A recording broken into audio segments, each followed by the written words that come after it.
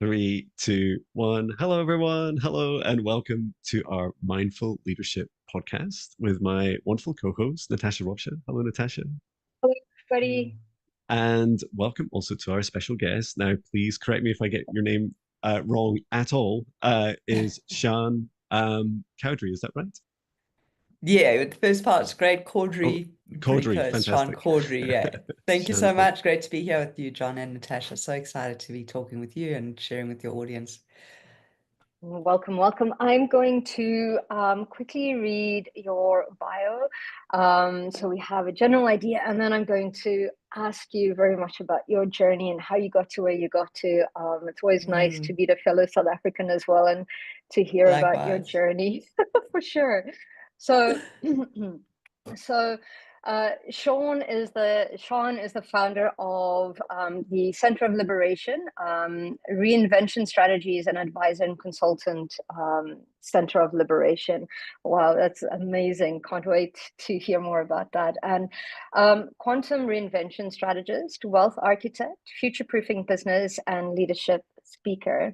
So Sean is a 0.001% high performer outlier, redefining what is possible in leadership, wealth, and personal reinvention. As a former world-ranked squash athlete, number 22, fourth-time Comrades ultra-marathon finisher, that is Mm. impressive, which is 90 kilometers or 56 miles, and a corporate and investment banking leader who entered the industry at 39 with no prior experience. Sean embodies the art of transcending limits and reinventing success. Oh, I love that. Now, as a quantum reinvention strategist and wealth architect, Sean guides high-level entrepreneurs, leaders, and visionaries to future-proof their business, impact high-performance strategy, business mastery, financial intelligence, and applies her unique Mm. understanding in the field of energy and frequency so that others break free from the outdated paradigms, master exponential growth, and architect sustainable success. I love that. Sjeanne has simplified the complex and helps leaders and entrepreneurs to understand how AI is reshaping in the entire industries, Bitcoin, Web3, and decentralized finance, as are disrupting traditional financial models, and how leaders need to be capturing the opportunities that lie in the greatest wealth transfer in the history of mankind. So you have distilled five impactful paradigm shifts and are emerging, the five paradigm shifts that are emerging, which leaders in businesses around the globe should pay attention to as they reinvent themselves, or risk being left behind. And that's absolutely incredible. So we can talk about anything from quantum leadership, leadership Hmm. 3.0, why leaders of the new economy are embracing mindset, energy, and quantum strategy, and rewriting the rules of business growth through elevated consciousness. Tell us more Mm. about how you got to where you got to, please. Mm. So great, so great. So I think I'm assuming that like many of your listeners, I myself have been on a very deep and profound spiritual journey from a very young age. And really just I want to say, a search for my current, a search for my, the expression of the essence of who I am. And it's, I'm fortunate to be in a place now where it's not so much searching, but more just have remembered. And that feels pretty good.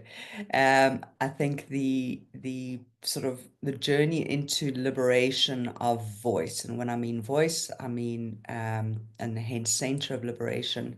I think many of us, due to the nature of how we've grown up in society and programs and the limitations and what we bought into in this, let's say, more three-dimensional reality, sort of numb down and dumb down the essence of who we are. So voice for me is about essence. It's about liberating the heart expression, which is where one's essence emerges from, and learning how to make our hearts front and center again.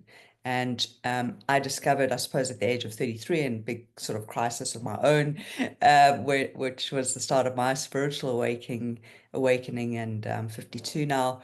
Um, you know, at that point, I described my heart as a frozen heart. I described my heart as a steely heart. It was just like, felt this like this lump of lead in my chest. And I just became super curious of that as I was going through this massive, massive reinvention of my life in so many ways. And so the liberation of that to be front and center, and then the essence voice ready to come back online. One can call that soul. One can, connect into becoming one, connect into becoming whole. And during that time at 33, 32, I came across quantum mechanics, quantum physics, what the bleep.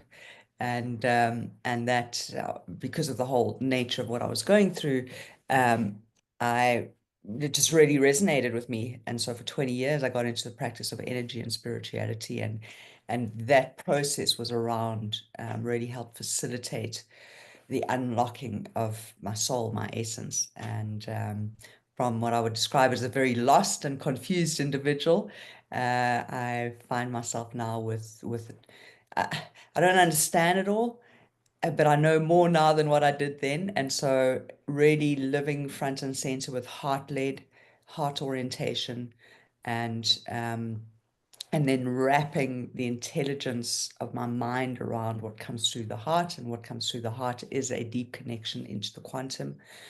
And really just, I'll just summarize that by saying that I think we're in a period now where the spiritual technologies, now I'm very, you would have heard, I'm very results orientated, from professional sport to crazy comrades, marathons, ultra marathons, and, wealth. And I'm not a financial advisor, but really understanding how to merge these worlds of business and wealth together, wealth mastery. But I feel like we're at a point now where these spiritual technologies, with the rise in consciousness that's taken place significantly, we have these spiritual technologies, our own superpowers that are very unique to each of us, that are encouraging us to come back into heart-led living. And with that, that is a different way of operating in the world, and it's creating, probably there's a few other trends that are creating confusion, but this journey back into heart and stripping away the truth of who we are not into the truth of who we are, and into the expression of essence and voice, and liberating that as sovereign beings is, I think, front and center for many people, and can create disorientation and confusion. And those sort of things lead to these big personal reinventions, because whatever is not true needs to fall away. Wow. You came to the right podcast. um, it's so cool, Sjeanne, just like listening to both your a little, like, some hints about your journey, and then also your realization that the world is shifting, and likely that there's many that don't know that it's shifting, or perhaps in the way that it's shifting. Um, and I, what it's fascinating, because when I started my own business, my business of one, in May last year, so almost up on a year since then, I called it Heart Centered Wellness Limited, and Beautiful. and I felt like, because I was asking myself, I'm terrible at names. I was thinking, but Jon, what is the thing you're good at? Like, what's the one thing that you feel like this world needs help with, and that you have a superpower that can help the world with? And it's like, oh, I think it's my heart. I think it's like this journey I've been through in simple terms, because spiritual awakening is a very, like, difficult and loaded term for many, and doesn't really describe much about. And I think that's good that it doesn't describe too much detail. But for me, my experience was all about, as you said, like, opening up your heart, and it now being such an integral part of my life, the way I see the world, the way I treat others, the way I treat myself. and and it's a bit of a shock for the mind, right? The mind's like, can we not just do a spreadsheet? It's like, no. Like, that's Yeah, please that's give me good. the spreadsheet. That's right, yeah. Don't worry, we're gonna get there. But it's like, there needs to be, like, how do you know, mind, which spreadsheets it's going to be? Do you even need a spreadsheet? Like, what are all the constraints that your mind is, like, you programmed yourselves into? Whereas when our hearts Yes. awaken, it feels like, for me, it just felt so liberating, and my days feel so much more expansive, and so almost like without some of those quantum aspects, like without time, without linear progression, without having to work out sums, even like even simple tasks, you can say, heart, take me to the, to the rough number. Like, is that like Mm, 100, 1,000, a million? And your heart go, I think it's about here. And then say, okay, mind, let's come up with the exact number yeah, together. And so I beautiful. really love that in your journey. Could take me back, please, to the point where you described this like this really heavy, like this lead weight of a heart. Mm. Um, Mm, what during that transition point, like what were the some of those feelings that you went through? Because it's a lot to get our minds and hearts around, right? mm, I, and I know I've done a lot of healing for the heavy leaded heart I had mm, previously, and I just love to hear a bit more in your own words about your journey around that first transition mm. of opening your heart. Um, what do you say? Like, what is the feeling of, kind of what transpired? And like, I didn't feel. I Mm-hmm. was what I described as flatlined, Mm. like literally Wow, flatlined, and yeah. I couldn't Mm-hmm. understand it, and I could. So, my journey, and I think there's many people, the human experiences. I would always say in South Africa we have a saying. So, Natasha, you'll remember the sissies, right? Like it's not Yeah. for the faint-hearted. And I think first of all, I just want to say to any of your listeners and just people generally, like the human experience is the toughest experience, and especially at this Mm. time, we're moving through such profound, I want to say universal expansion. The universe is expanding and it's available for the universe to expand its consciousness. And when I say universe, for me, it's the divine, it's source, it's etc. And I believe we have an interactive relationship with source that when humanity is a certain level of consciousness that we contribute to the expansion of the Mm. universe is expanding, so we have what I call new timelines and dimensions that are here now. So a timeline is simply just like realities that are available. So everyone's living in a Mm. current reality, that's what you think is available, but we actually on new realities. But to get to the point where I can kind of tune into these things, and John, to circle back then to the frozen heart, I started saying, that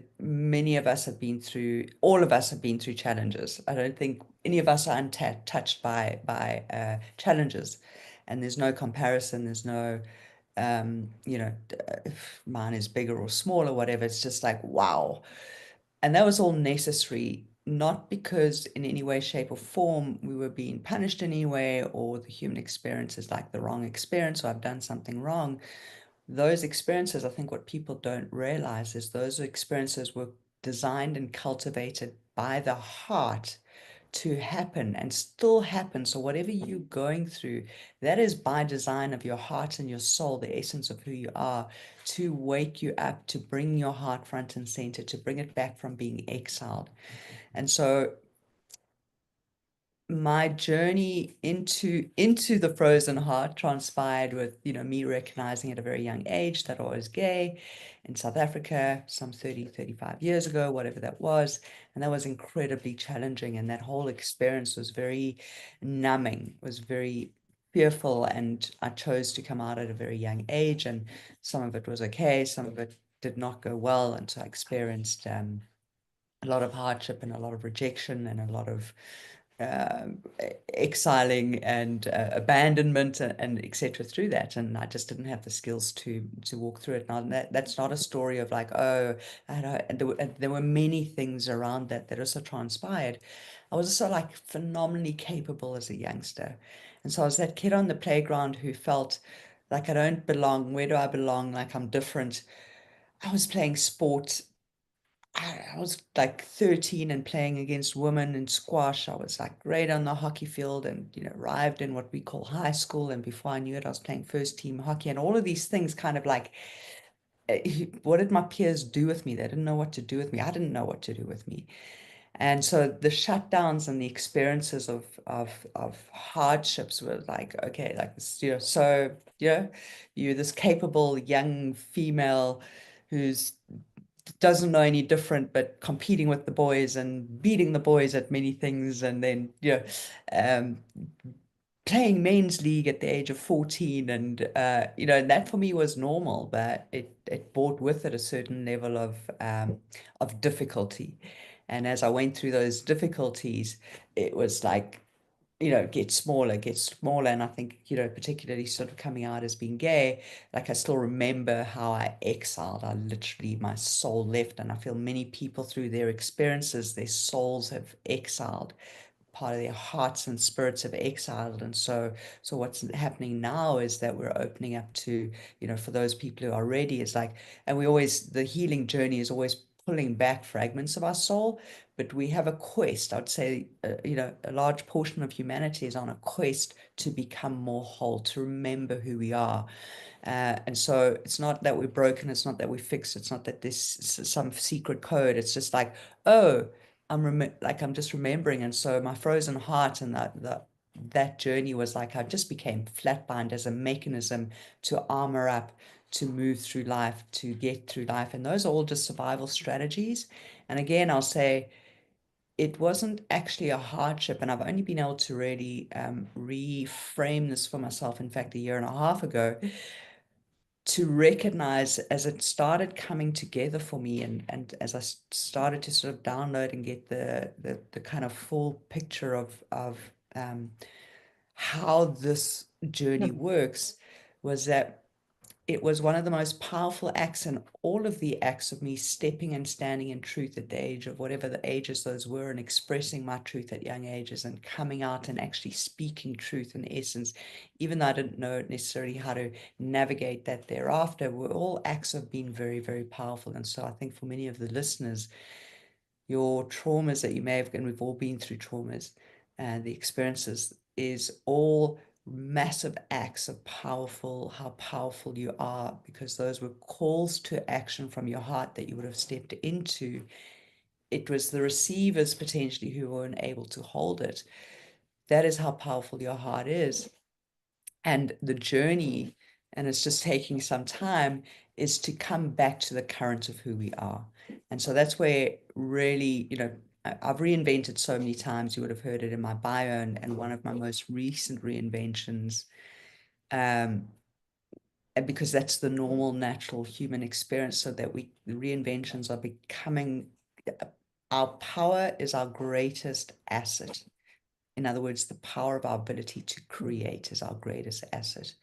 The currency is self-trust. And so in my recent reinvention, where I moved to the States a year and a half ago at the age of 51 with my wife, I deliberately collapsed. I spent time on Whidbey Island. I deliberately collapsed my whole South African identity, because I wanted, even though I've been on this journey for a long time, I wanted the next version and truth and essence expression to be one that was even more pure. So I spent, like I would say, a bit of a Michael Singer period of really collapsing identities, and it was so disorientating and so okay, and it feels so good now.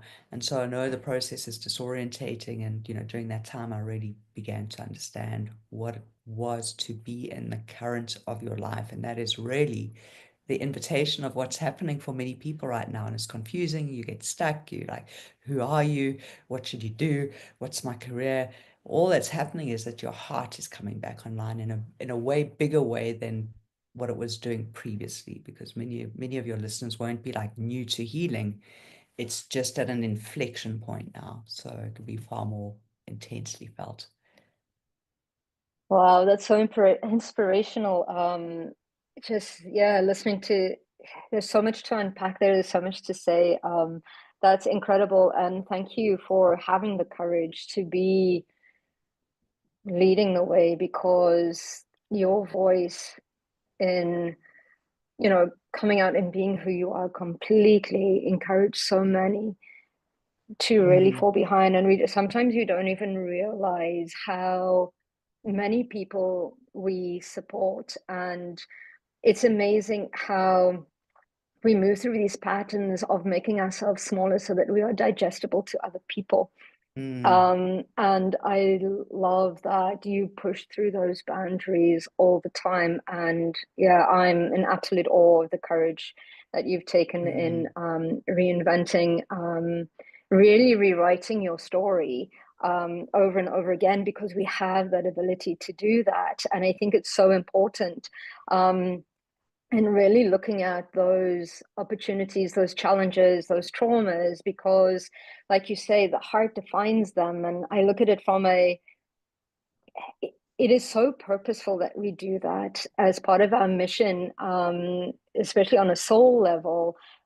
We choose those, I believe, we create those lineages, we choose those times, we choose the countries, we choose our names. We were talking about how important a name is just before that, because all of those frequencies add to the experience that we've come to, the theme we've come to experience, our mission that we've come to. And you're absolutely right, because as the collective changes, we need to understand that. And I think that a lot of us, especially us in this group, that brings us together is really about pushing through those boundaries and starting to create those energetic frequencies where we can support those that were us 2, 3, 4, 5 years ago, because we've been through that. So it's almost kind of like, it's okay, we can do this, moving forward. And I love that the heart in connecting everything, because if we look at it from a chakra position, it links the physical to the metaphysical. Yes. And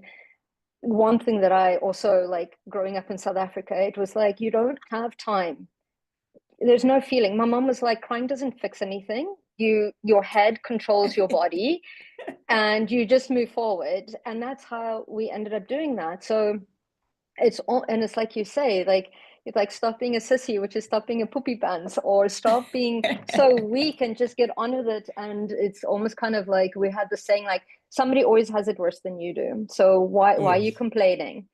But so it was quite interesting when I went through my reawakening, which I understand, where all of a sudden I was left with all of these kind of like, how do we tap into our heart? The business is a baby. I mean, we call the business babies, but yet we're not supposed to feel anything.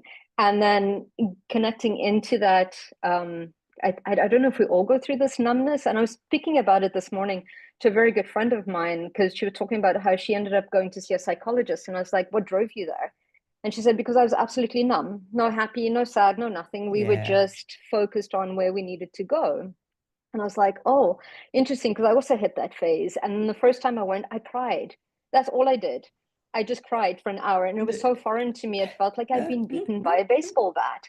But that was also some of the aspect of, because it's like it's so physical, but it's that heart starting to open and starting to do things from a place of love and compassion and understanding and direction and intuition and all the rest of that. And I think that's where there is a resistance now in the corporate world, because how do we deal with that? We don't know how to deal with that, because we've always been very much male, which is the mind, which is needed, the structure, the moving forward, the doing, all the rest of that. But how do we bring that into alignment with what our heart wants, which is so important in that sense, where we've just, I think a lot of the times been taught to ignore the heart. It's like, it's not what the heart wants, it's what's logical. What are the figures? What is the black and white? What is in the spreadsheet? So what is your advice or your suggestions in how does one change their mindset, or bring in that acceptance of learning to lead with the heart, or at least give that heart that balance? Because I honestly feel that when your head and your heart are not in alignment, the solution, the ideal solution, is not there. When your head and your heart are in alignment, you're being led by your soul. But it's almost like muscle memory. You've been trained so much to, and I find myself bringing myself back to my heart. No, like, let's bring that in. What are your suggestions? What are tools can we give people to accept that space of their heart? Because I think a lot of the time we talk about unconditional love, but we don't talk about radical self-acceptance, because we reject those aspects of ourselves. So good. I love what you're saying, and thanks so much for sharing. Oops, there goes my lighting. Sorry about that. And thanks so much for sharing those elements that you've just shared. And that is definitely one of the big questions. Sorry, I just spilled a glass of water there. And I'm going to call it radical self-acceptance. I'm going to call it acts of radical surrender. Beautiful. Acts of radical surrender. Surrender is an action. So let me take it into this space. And I'm going to try and answer this as simply and as best as I can, but you're going to probably have a little bit of a download here. So here we go.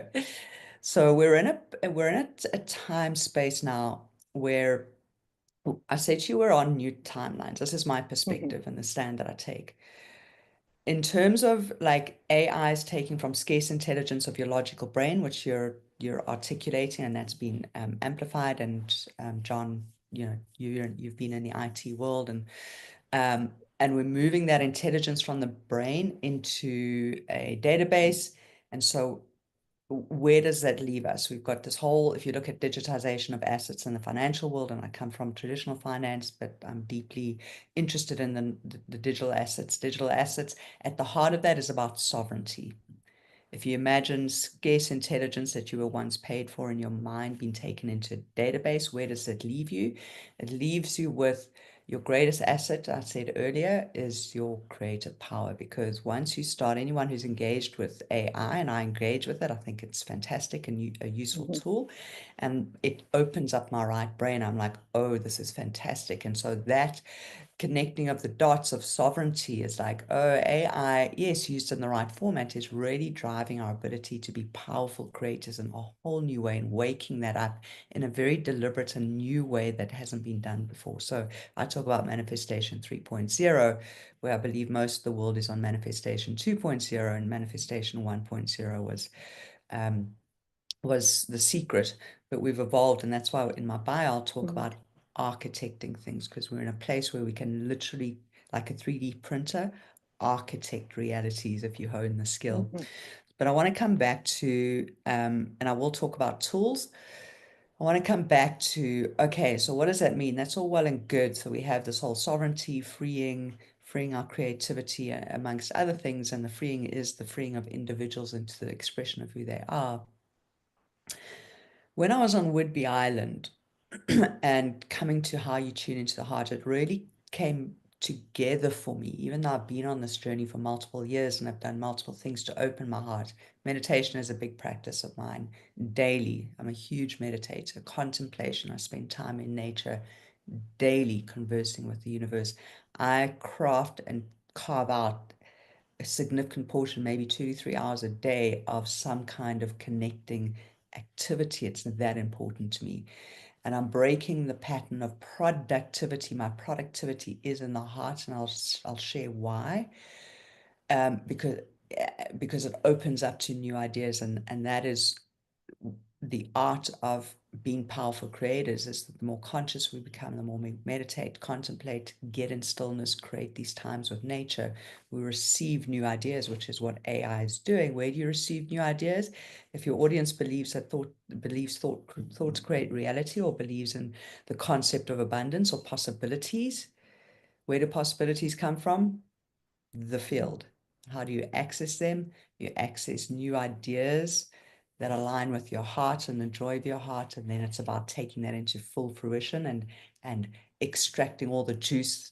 I don't go into the details, but I'm just going to mention there's a fractal of that is a pattern in the field that we are able to encode by our pineal gland, and the fractal of the idea holds all the information we need, and then only does the logical mind come in at the end. But like I said, where this all came together for me was when I was on Whidbey Island, and I'd watch the eagles, and how do you get in tune with the heart, and these beautiful bald eagles. And we had this magnificent view of Mount Rainier over the bay, looking over into Seattle. And that was like, it was just a phenomenal sort of few months that we got to spend there. And I'd watch these eagles take flight into a current, and they would go for miles, just without using their wings, and just ride the currents of the breeze. And occasionally they would be riding the currents of winds and stuff like that, flying against the current. And I started to realize that around all of us, but we've become so disconnected and armored up and logical that it's difficult to tune into it. And it's not.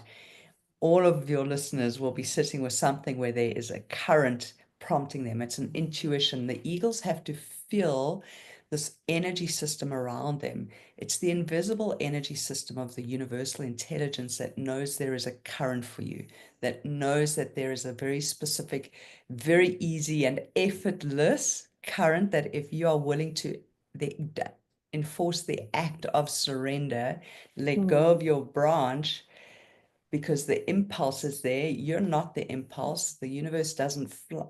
Eagles don't fly. They are flown. They receive the impulse of the current. They have to trust and let go and then fall into the current. And that's it. So if you think about it, that is how intelligent Source is. It knows the quickest path, and intelligence coming through your heart knows the quickest path to your destination with the least effort. Your heart knows super innovative ways to do things, ways that we could never imagine. How did I land up in the United States? That is a whole, I could never have imagined it. I could never have constructed it. So it's learning to the intuitive hits, the signs. You might get signposts. You could get license plate numbers, you get messages, you get hits, you get downloads, there's a synchronistic conversation. The universe uses all of these tools to say there is a current for you. Where we fall over is, and one of the things I talk about is the kind of poverty consciousness. Number one, we've disconnected from trusting our fire. We've disconnected from trusting the truth. To your point, you mentioned it earlier. We've dialed down, we've become smaller, we fit it in, we call it strategic, so that I dial down, I swallow what I want to say, I kind of disappear, I dilute, I undermine myself. I say that is your vessel, your consciousness, your identity is like a bucket, it has holes in it. And then like a bucket, if your bucket of water has holes in it, you're going to go fill it up at a tap. So this is your consciousness, your vessel. When you're leaking your value and you're undermining your value and who you are, the essence of who you are, and you think your existence doesn't matter, I'm not good enough, I don't have the right hair color, I'm not thin enough, I'm not fat enough, all of that kind of good stuff, there's something wrong with me. That vessel of consciousness has holes in it, the water is leaking out. So what do? You take your bucket and you run over to that tap and you quickly fill it up, because you're looking for things outside of yourself to fill up, because you're leaking your value. Fill up the bucket and off you go running, and you think this thing is going to fix and heal you.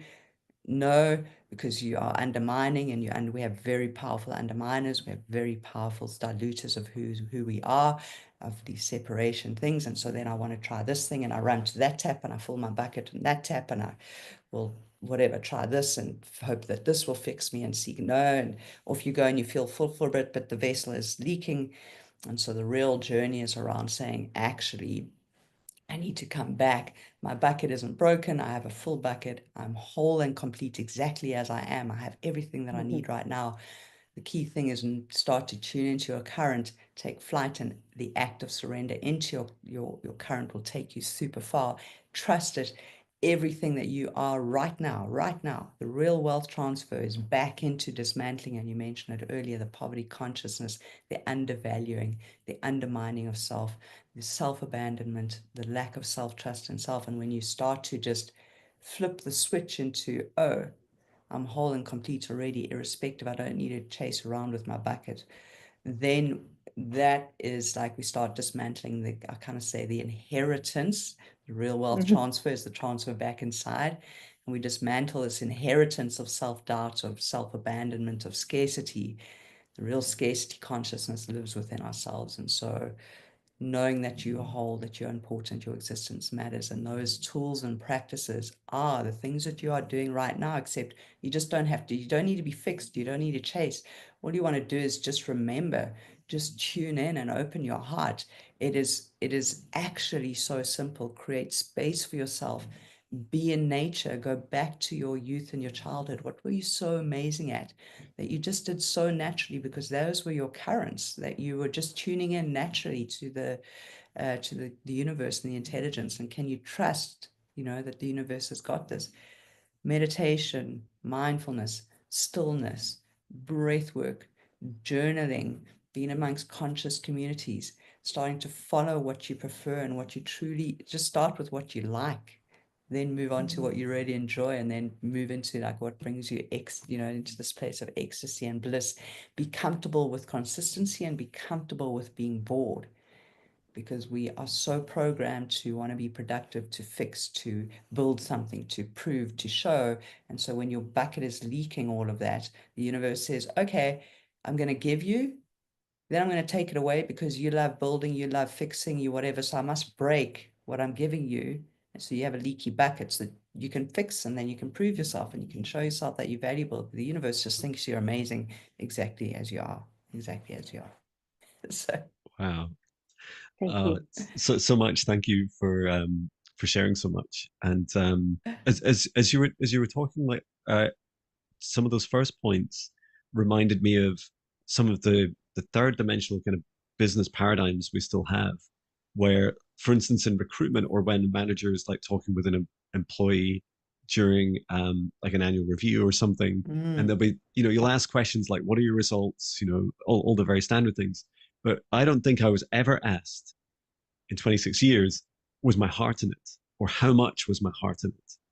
And I'm sure now, if I ever did decide to hire someone or to work with them, I'd ask, how is your heart in this? Like, do you, because, your results look so amazing and good. that's why we're So talking, but good.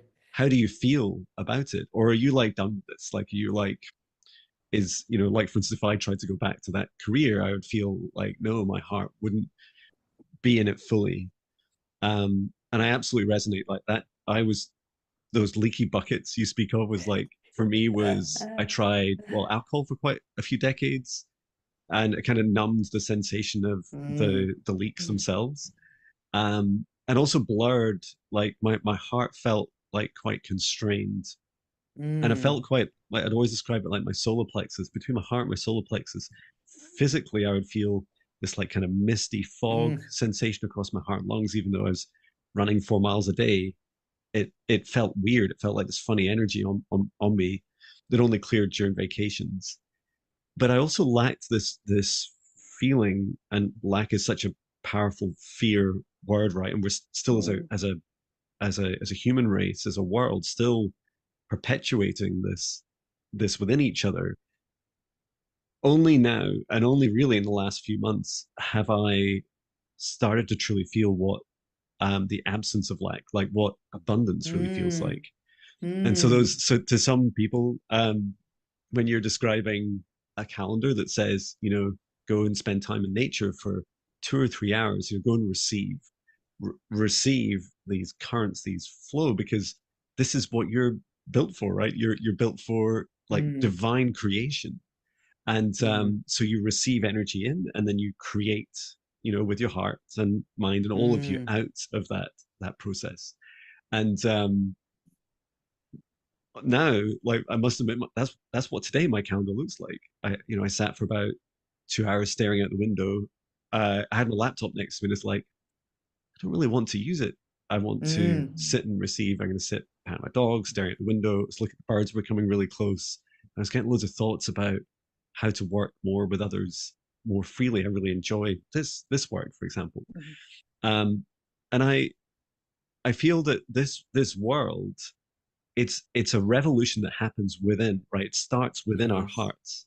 And so this whole world isn't ready, right? There's no way any of our governments and 3D systems, including our financial systems, ranging through to pensions and taxes and all the kind of mind-led constraints systems that have served us in the past, they're actually facing a revolution. And we're so used to those revolutions happening outside.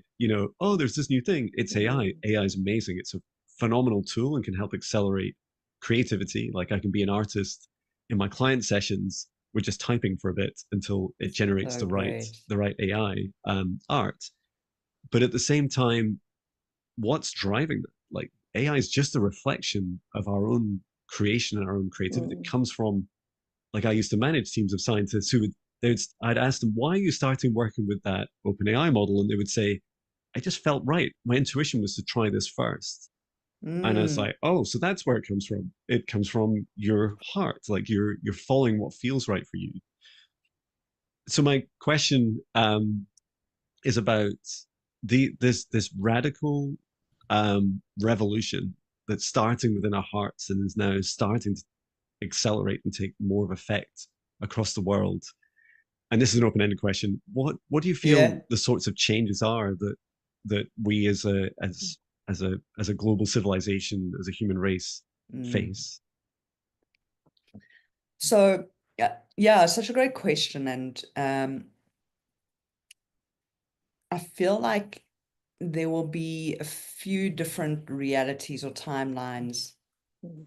that people will get to choose. We have free will. And Mm-hmm. so with anything, the universe is not like it's going to say, here's a current for you. Like, I'm so intelligent. This is going to be a great current for you. And if you can feel into that, and the mechanism we feel into that is you keep talking about feeling. We feel into, oh, this could feel so good. This feels so nourishing. Like, I think knowing timelines and realities that are nourishing, engaging in things that are nourishing, because if you think about food, we receive food to nourish ourselves and from the inside. And so we're so disconnected from nourishing. And so I think there will be various timelines available. We will have free will. There will be timelines for my sense of this, where people are just like completely into digital and are living in metaverses, and that's their world and that's their realities. And, you know, they still enjoy the, let's say, the more top-down hierarchical structures of control, and this is how we work. And I think there will be a migration of people into those timelines. You'll have migration of people into like purely nature, nothing to do with technology over. And so I think we'll have opportunity to choose. Like, we have free will, so we will get to choose what sort of reality we live in and for. We will each be given the opportunity, and that's why I keep kind of saying that technology is driven by human intelligence. Like, who's doing the AI? Humans are doing the AI through a great deal of intelligence. And more so, as we open up our hearts, which, if you open up your heart, you are expanding your morphic field, auric field, whatever it is you're wanting to call it. Your field actually expands, and so you're able to receive more information. You're able to receive, more hits from the divine as such, and more intelligence to kind of prompt you in a direction. I think there'll be communities, a lot of community living. I think you're already seeing it in some parts, even in South Africa. In fact, there's a community in South Africa in the Orange Free State that is completely operating with its own kind of system of leadership. Heart-led living is self-led, and it's self-orienting. And so, for example, in the digital assets, in the crypto world and Web3 world, for example, what they call it like decentralized autonomous DAOs. It's a very complex statement for saying that it's groups of people getting together, self-leading. And if you'll be familiar in the corporate world, agile, and you've got these kind of teams that come together and then they disband. So I feel like we will start to have communities that are that way orientated, with a set of values that people ascribe to. I feel like we'll move into I'm not sure where fiat money, for example, actually resides, because if you think about, and so before I go there, I will say that I think there will be more trade economies in these communities where people are trading skills and trading. I think we will have a bit of a movement back towards some of those essences, because if you think about digital assets, so it's all digitized. Even fiat is digitized because you're paying over it's just a series of numbers when you're making a digital payment. But if you think about AI, what drives your GDP of a country is around productivity. And if AI is taking a lot of that productivity of the logical brain into a data set and making it into abundance intelligence, like, what is productivity in the future, actually? And I'm talking about the future. I'm talking that's happening now. Then what do I get paid for? And that's why I kind of say dealing with your own poverty consciousness within is so important, the wealth transfer, because your being, the essence of who you are, is valuable enough. But where does that leave money? because these communities that I think will probably start to pop up everywhere will probably work, and even AI is going to work more and more on digital assets, on tokenization, on blockchain and that kind of stuff. So where does that leave actual money and exchange of value? I don't know really, and I don't have the answer. No one does. And when we work with the heart, we don't know. And that's the interesting thing. It is the unknown. It is, we only know the next step. We only know the next, when you work with the heart, it's not a linear strategy. You know, let's go X, Y, and Z. It's like, ask your heart, what's next? Like, what's the next step? What's the next step? And you'll get the answer. That's how it works in immediacy. And so, you know, I think we'll have these various different timelines. And I think and feel together that this is why it's important. You don't have to spend 3 hours, but starting to, what is the most, your 10 out of 10 perfect day? What is that? Because I keep saying our greatest asset is our ability to powerfully create. And that's coming online more and more and more, and spending time being able to architect that reality, because that reality will come into fruition. It is available for these realities. So you will have the choice of what sort of community, what sort of environment, what sort of people, nurturing, loving. The more we take in the qualities of the creator and heart opening, we start to open into more compassion. We start to open into the qualities of the creator, of the divine, and embody those ourselves, which is a more loving, a more caring, a more nurturing, a more whole, a more, it's less competitive, it's more cooperation, it's more community orientated, shared resources, shared value.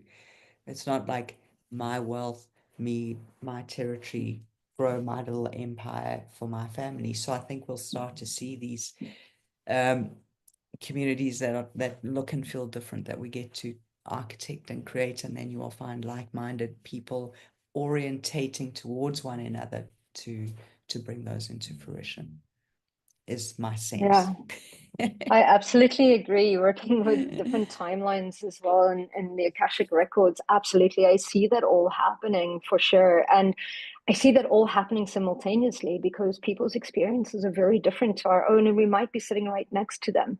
And they might be living a total different timeline, a totally different reality at the same time, which is so incredible. But yeah, I see that too, and people starting to, and this theme has been coming up as well for me and for some of my clients. We're so conditioned to survive, we don't know what it feels like to thrive. That is out there. And we are so conditioned to wealth consciousness being financial, not the people that feed us, the things that we watch, the people around us, the communities that we're in, the environments we place ourselves in. Time wealth is the other thing that we're starting Beautiful. to. So pick 2-3 hours for yourself. That shows that aspect of time wealth, because that is, like you say, being able to connect to our hearts and to that creative center. And I think that we're so used to placing kind of like restrictions, like sales targets, all these things, that they're all limitations, because instead of using them as perhaps maybe even foundations, they become glass ceilings. So we're so used to placing that into that, and when we're coming to the heart, the unknown, I think scares a lot of people, because it's that releasing of control. And Yes. control is a trauma. It's obviously a trauma tool that we use to keep ourselves safe. So it's learning to trust that we are safe, and connecting into the heart is the other thing that brings us into the present moment, because it's not out there, it's in here. And I feel that that is so important and such a great tool, because as you say, that creates our timeline, our reality. And I love that you talk about becoming the architects, because we are the architects. We just don't know that we're creating the Yeah. environment. So to become consciously creating that environment, I think, is of utmost importance. And learning the skill to shift from very much that what we call a 3D to, or from the brain to the heart, is very important, because that is one of the things that is uncomfortable because it's the unknown. So I've spoken about when I went through my reawakening, where I was like, okay, I've meditated for 8 days. Where's the results of my life, the external world? And you're like, no, Where's the it money? was like action, reaction. And I needed to look like this. And I think that's the whole thing where it's like, oh, wait a minute, maybe it doesn't look like that, but let's see what shows up, what opportunities, looking for those signs and grabbing them. Because I think we limit ourselves very much in how we want the results to be. So that aspect of being in heart is like, so what is showing up for us and what opportunities can we create moves us far beyond those boundaries that we would normally create, which is comfortable, and throws us into the uncomfortable, which we might end up receiving more than what we expected anyway. So I love all of that, that you speak about. It really, I think it's so current, and I think it's so needed to support so many people that are awakening and wanting to really, I suppose we're always in control, but grabbing that aspect of like, I control my life, I am sovereign, I am the one who chooses where I go next, and what happened, how I respond, is the other thing as well, which is so powerful, quite important. Yeah, I don't know if it's just more of like, yeah, I just love what you're saying. I think an hour is like not enough. I think we need to speak about more no, things. it's been We'll get you beautiful. back. Thank you. Yeah. Yeah, For so sure. beautiful. Yeah, and I think you know, I think this is the heart of it, right? I think if your viewers had to be honest with themselves, like what's one of their favorite parts of the day or week, whatever, is when they get to listen to your show. And it's that simple. It's these conversations. This is like one of my favorite things. Like I love talking about this. Like I want to do it more. I want, like, the more people I can talk.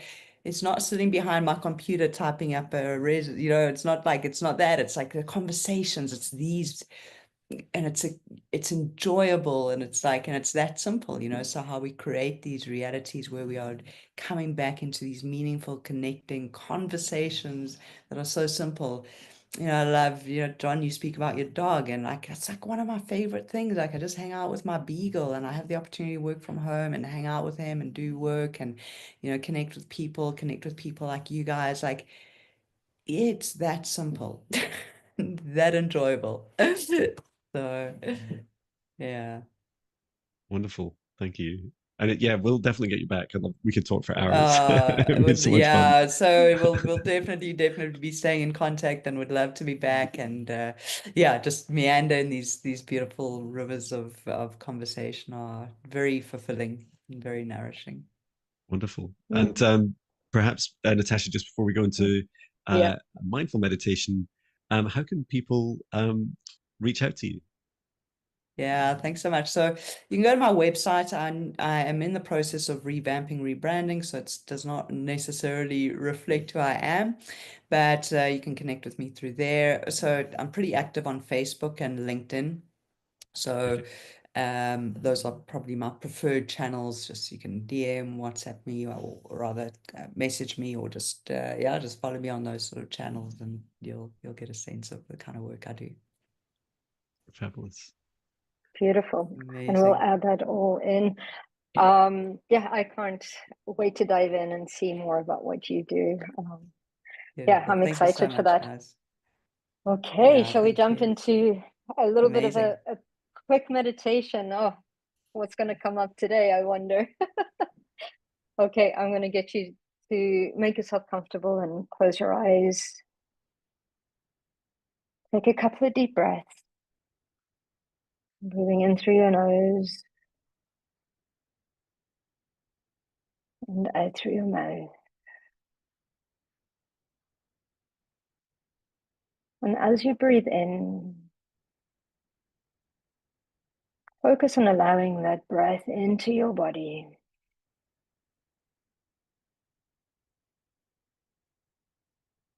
It's okay to be in this body, in this beautiful vehicle, and is allowing us to navigate this beautiful experience.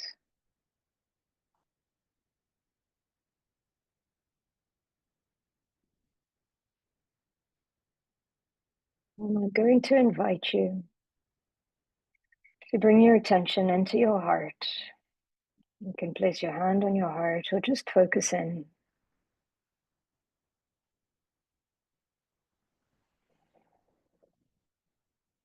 How is your heart feeling?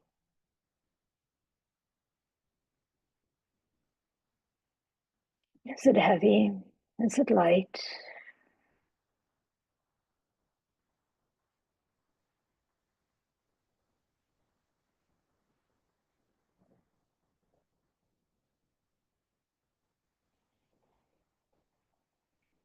Take some time and hold some space for your heart.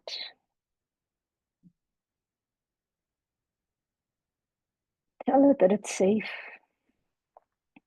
It's okay to release the restrictions.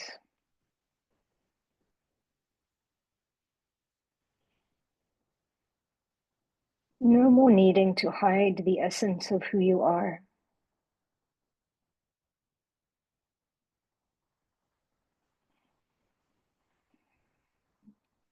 Release the limitations, the shackles.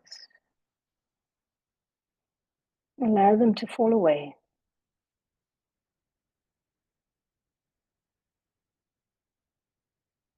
And let's allow that beautiful light that you already are, the essence of you, to start to shine.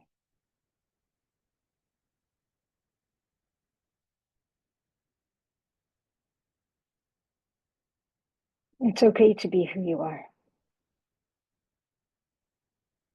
Knowing that you are not broken.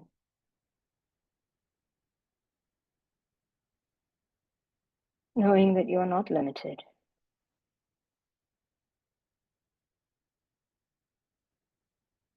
Remember who you are. Remember that aspect of divinity that you are.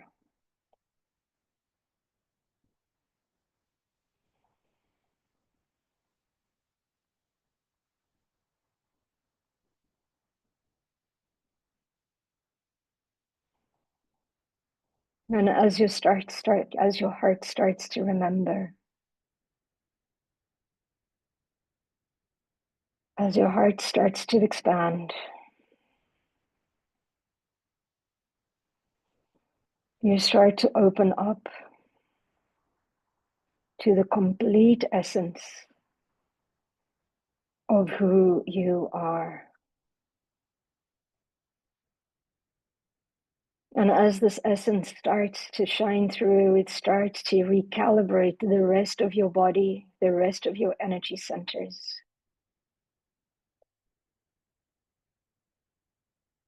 And both the chakras below and those above, recalibrating to the essence, the divinity, the creativity that you already are.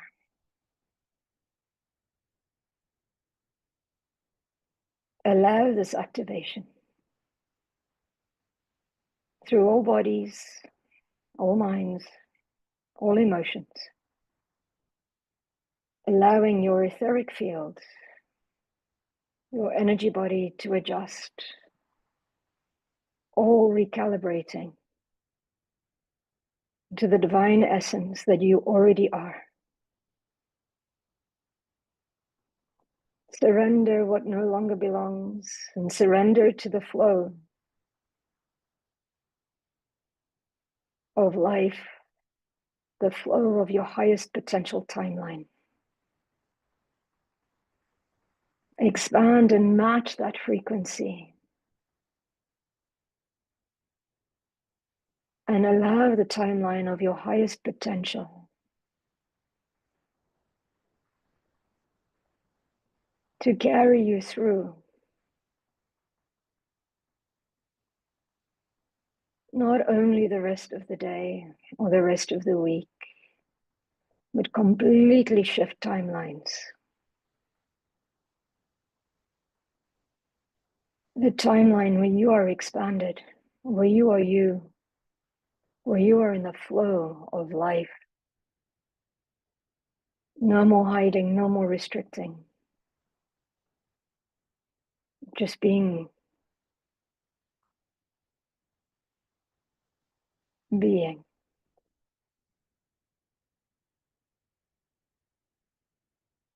And if your heart were to express something to you now, what would it say?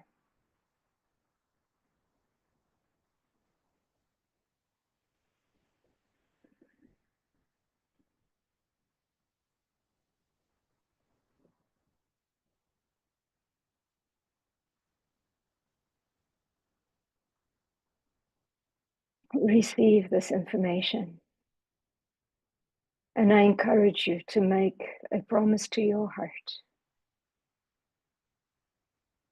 that you will listen, that you will express, that you will be completely you.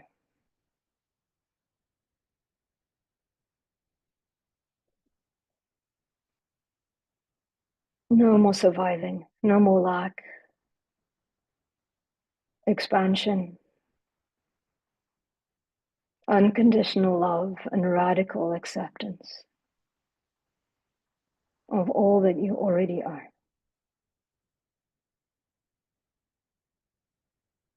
The divine core essence, that aspect of creator that is experiencing itself through your filter.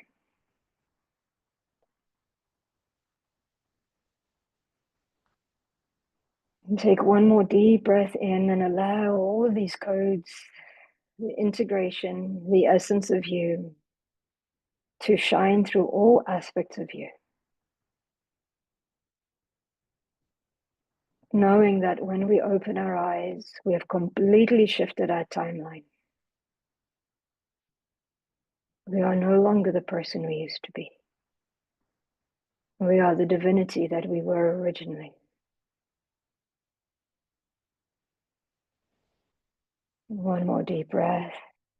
And when you are ready, you can open your eyes.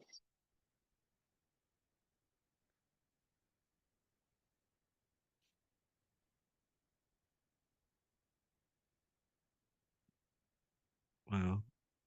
Thank you so much, Natasha. My heart Thank you so much. said, Jon, promise to be really gentle with me, because the more gentle I am, the more my heart opens and the more creative I am. So thank you for that beautiful gift.